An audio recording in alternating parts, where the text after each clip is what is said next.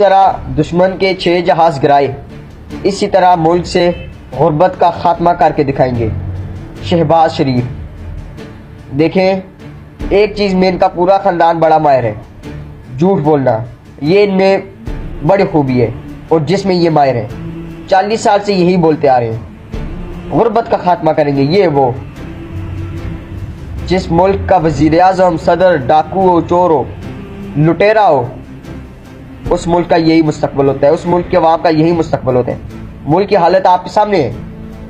आधे से ज़्यादा पाकिस्तान, वर्ल्ड बैंक की रिपोर्ट आई है कि 2 वक्त का खाना नहीं खा पा रहा, आधे से ज़्यादा पाकिस्तानी। और 40 साल से ये एक ही बात करते आ रहे हैं कि हम गुर्बत का खात्मा करेंगे। वीडियोस देखने को मिल रही है कि लोगों के पास खाना तो दूर की बात, मेडिसन है, मेडिसन, उसके लिए भी पैसे नहीं है। सब पैसे अपने बैंकों में भरे हुए हैं इन्होंने। असल मुल्क इनका लंदन है, उसका 3.5 साल दौरे हुकूमत तुम्हारे 40 साल दौरे हुकूमत से लाख दर्जा बेहतर था। कम अज कम गरीब 3 वक्त का खाना आराम से खाता था। ये मैं नहीं कह रहा, ये खुद लोग इंटरव्यूज देकर कह रहे हैं।